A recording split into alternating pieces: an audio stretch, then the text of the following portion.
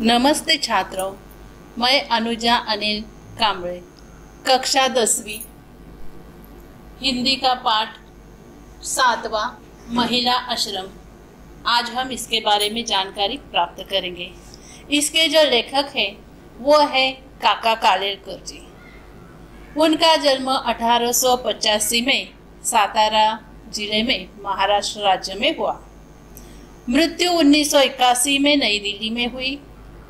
काका कालेलकर जी का नाम जो है वो पूरा नाम है दत्तात्रेय बालकृष्ण कालेलकर। उन्होंने हिंदी, गुजराती, मराठी, अंग्रेजी भाषा में लेखन किया है। राष्ट्रभाषा के प्रचार कार्य में उनका स्थान अग्रगण्य है। उनकी जो प्रमुख कृतियां हैं वो है राष्ट्रीय शिक्षा के आदर्श का विकास, जीवन संस्कृति की बुनियादी, नक्षत्रमाला, स्मरण यात्रा, धर्मोदय, आत्मचरित्र।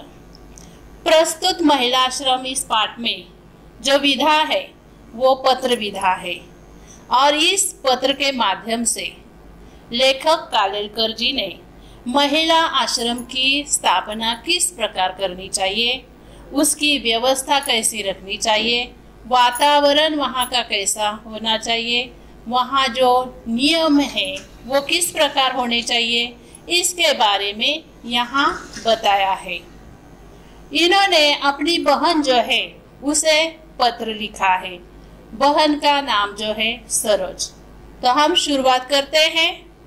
महिला आश्रम, इसमें जो पत्र लिखा है उसे पढ़ती हूँ। प्रिय सरोज, जिस आश्रम की कल्पना की है उसके बारे में मैं ज़्यादा लिखूं तो बहन सोचने में मदद होगी। आश्रम यानी होम। आश्रम का मतलब है जिसे कोई अनाथ लोग रहते हैं उनका घर।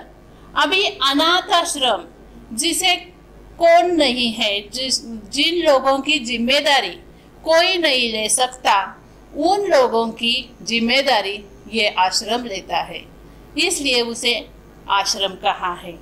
अभी ये आश्रम भी कई प्रकार के होते हैं। वृद्धाश्रम वृद्धों के लिए होता है, महिला आश्रम महिलाओं के लिए होता है, बाल आश्रम बालकों के लिए होता है। तो ऐसा आश्रम जो है वो सरोज निकालने वाली है और कालेलकर जी उन्हें बता रहे हैं कि आपको किस प्रकार इस आश्रम की स्थापना करनी है। तो पहला उन्होंने बताया है कि आश्रम यानी होम, घर, और ये जो घर है इसकी व्यवस्था या संचालन में कोई पुरुष का संबंध न हो। उस आश्रम का विज्ञापन अखबार में नहीं दिया जाए, विज्ञापन नहीं देना है। उसके बाद उसके लिए पैसे तो सहज मिल जाएंगे, आश्रम के लिए तो कोई ना नहीं कहता, लेकिन कहाँ मांगने नहीं जाना है। लोग आपके पास आकर रुपए देंगे। जो महिला आएंगी इस आश्रम में, जो महिला आएंगी उसे अपने खाने पाने की तथा कपड़े लत्ते की व्यवस्था करनी चाहिए। वह यदि गरीब है तो उसकी सिफारिश करने वाले लोग उसका खर्चा करना चाहिए। पूरी अभी जो भी महिला यहाँ आने वाली है आश्रम में, उसकी पूरी पहचान होनी चाहिए, उसकी पूरा परिचय जो है वो लिखकर लेना है। अगर ये महिला आश्रम छोड़कर जाने वाली है तो वो जा सकती है, लेकिन कभी कभी इस आश्रम में आकर अगर उसका बर्ताव अच्छी तरह न हो तो हम उसे निकाल दे सकते हैं, उसे नोटिस दे सकते हैं। वो उसमें सुधार हो जाए तो ठीक है, नहीं हुआ तो उसे हम निकाल सकते हैं। लेकिन कालेलकर जी की इच्छा है कि ऐसा कदम सोचकर भी न उठाए। आश्रम किसी एक धर्म को चिपका नहीं होना चाहिए। सभी धर्म वाले लोगों के लिए आश्रम हो। कोई भी जात पात की, धर्म की महिला यहाँ आ सकती है। सभी धर्म आश्रम को मान्य होंगे। अंत सामान्य सदाचार, भक्ति तथा सेवा का ही वातावरण रहेगा, आश्रम में स्वावलंबन हो सकता है। अभी सादगी का भी आग्रह होना चाहिए। रहन सहन जो है महिलाओं की, उसमें सादगी होनी चाहिए। अभी आरंभ में पढ़ाई या उद्योग की व्यवस्था भले न हो, लेकिन आश्रम शिक्षण संस्था नहीं होगी। शिक्षा लेने के लिए उन्हें दूसरे स्थान पर या आसपास जो भी पाठशाला है वहाँ जाकर वो पढ़ाई कर सकती है।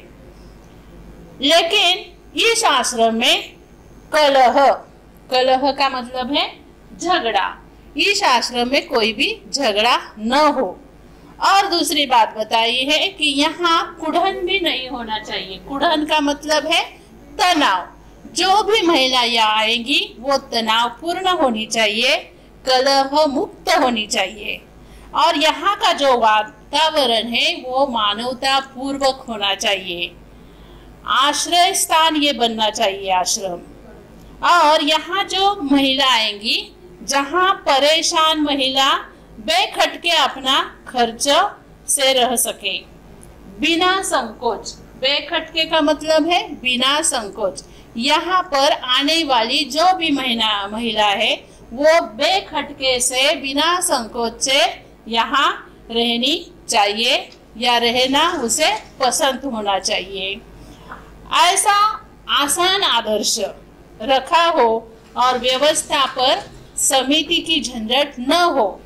जो भी आश्रम की व्यवस्था है वो सरोज ही देखेंगी, और उसकी जो लड़की है वो आगे दिया है हमें उसके बारे में। तो ऐसा उन महिलाओं पर रुपए पैसों का बोझ हमें नहीं डालना है, लेकिन उस महिला ने अपना आप कुछ करना चाहिए, कुछ काम करना चाहिए और स्वयं कुछ रुपए कमाना चाहिए। अभी ये संस्था, आश्रम की संस्था चलाने वाली बहुत सारी संस्थाएं कालेलकर जी ने पूरे भारत में देखी है, और वो ऐसी संस्था बनाना चाहते हैं, लेकिन उसमें स्वयं हिस्सा न लेते हुए सरोज के माध्यम से, सरोज तो उन्होंने बहन माना है, बहन है उनकी। अभी इस आश्रम में सुबह से शाम तक जो वातावरण है वो संगीत का होना चाहिए, भक्ति का होना चाहिए, ज्ञान का होना चाहिए, प्रेम युक्त होना चाहिए। तो हम देखते हैं कि बहुत सारे आश्रम है, सुबह उठने के बाद उन्हें पूरी अपनी तैयारी करके एक प्रार्थना स्थल होता है, वहाँ जाकर सब जो भी आश्रम के लोग हैं इकट्ठा आते हैं, कुछ व्यायाम करते हैं, प्रार्थना करते हैं, भक्ति गीत गाते हैं और फिर वो अपने कामकाज में चले जाते हैं। दोपहर का भोजन करते समय भी प्रार्थना होती है। शाम जब खानपान होने के बाद सब इकट्ठे आकर बैठते हैं और कुछ गीता पठन करते हैं या कुछ ग्रंथ पढ़ते हैं और अच्छे विचार लेकर फिर सोते हैं। तो इस प्रकार का भक्तिमय, संगीतमय, प्रेम युक्त वातावरण इस आश्रम में होना चाहिए। इसके खुराक उन महिलाओं को दो। यह सुझाव कालेलकर जी ने सरोज जी को दिया है और उन्होंने बताया है कि ये आश्रम जो है ये आगे बढ़ेगा। हर महिला अपने पैर पर खड़े होकर कुछ कमाएंगी और उसका कुछ हिस्सा अपने आश्रम के लिए देंगी, तब आप इससे और विस्तार करो, आश्रम का विस्तार करो। इसके लिए कुशलता जरूरी है और कुछ कमी है तो मैं भी सहारा आपका बन जाऊंगा या कुछ सलाह है वो दे जाऊंगा। आगे चलकर उन्होंने कहा है कि ये जो आश्रम है, इस आश्रम में हर बहन को विश्वास लगना चाहिए, सुरक्षितता लगनी चाहिए, या मेरा यहाँ कोई है, रिश्तेदार से भी ज्यादा प्यार करने वाला यहाँ है, ऐसा लगना चाहिए। इसका भी सरोज ध्यान रखो। अभी ये सब आश्रम के नियम या आश्रम के बारे में कालेलकर जी ने बताया। और फिर दूसरा विषय उन्होंने लिया है कि वहाँ जो रहते हैं वहाँ ठंडी है, सर्दी का मौसम है। तो सर्दी का मतलब आपको मालूम है ठंडक है। और ये जो पत्र लिखा है वो 21 दिसंबर को लिखा है। तो दिसंबर को सब सर्दी का ही मौसम होता है। उसी प्रकार वो जहाँ रहते हैं कालेलकर जी, वहाँ सर्दी का मौसम है और वहाँ बहुत सारे फूलों के पौधे लगाए हैं, अच्छे अच्छे फूल आए हैं। तो यहाँ कुछ फूलों के बारे में उन्होंने बताया है। वो जो फूल है वो बताया है उन्होंने, गुलदाउदी ये फूल है। दूसरा क्रिजेंथिमम गुलाब, कॉस्मोस, जिनिया। तो ये 5 फूलों के बारे में उन्होंने बताया। अभी ये गुलदाउदी और क्रिजेंथिमम ये जो फूल है ये खिलने के लिए 1 महीना लगता है। उसकी जो कली है वो 1 महीने धीरे धीरे खिलती है। और ये जो दृश्य है वो ऐसा लगता है कि पेट में भर दी हो और होठों को सिकर बैठ गई हो। और फिर जब ये फूल खिलते हैं, अपनी पंखुड़ियां खिल रही है ऐसा लगता है। और ये फूल जो है ये जितना देर उन्हें खिलने को लगता है उतना ही देर टिकते हैं। ये उनकी विशेषता बताई है गुलदाउदी और जिनेस्थीमम। उसके बाद गुलाब खिले हैं। उन्होंने बहुत सारे गुलाब अपने बगीचे में लगाए हैं। कॉस्मोस के दिन आए हैं, वहाँ भी बहुत सारे फूल है। जिनिया है, जिनिया का जो पौधा है वो रास्ते में लगाया था और जो भी आता जाता है वो उन फूलों को तोड़ लेता था, इसलिए वो पौधा उन्होंने उठाकर अपने नजदीक लाया है, उसकी देखभाल कर रहे हैं और बहुत सारे फूल आज उन्हें दिख रहे हैं।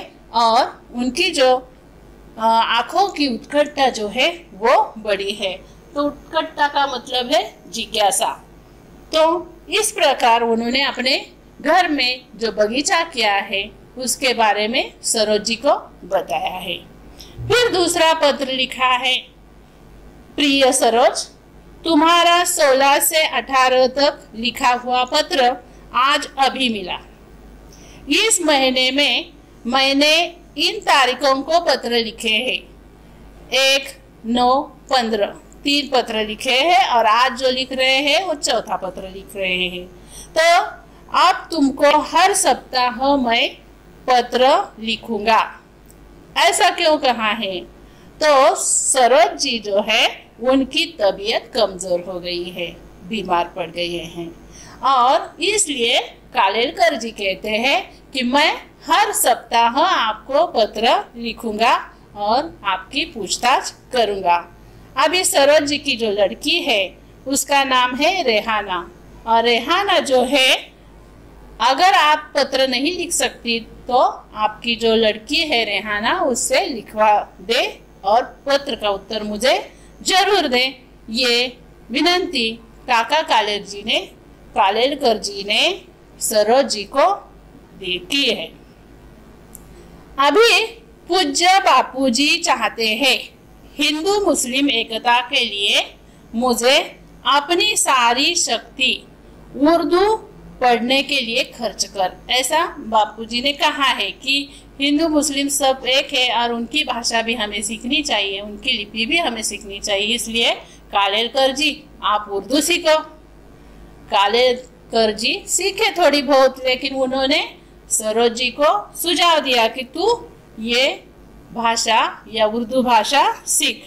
लेकिन आज मैं आपको ये संदेश दूंगा कि आप उर्दू सीखना थोड़ा देर तक रुक जाओ और आप अपनी तबीयत की ओर ज़्यादा ध्यान दो। ये कहा है उन्होंने। और ज़्यादा से ज़्यादा आराम करके पूरी तरह ठीक होकर फिर अपना कामकाज जो है वो शुरू कर। ये संदेश कालेलकर जी ने सरोज जी को दिया है।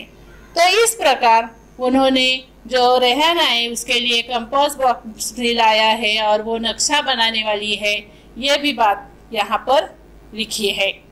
तो इस प्रकार ये जो कालेलकर जी ने है, इन्होंने पत्र के माध्यम से, पत्र के विधा से जो आश्रम है, महिला आश्रम है, इसकी व्यवस्था, वहाँ का वातावरण, वहाँ जो नियम है, इसके बारे में इस पत्र में लिखा है।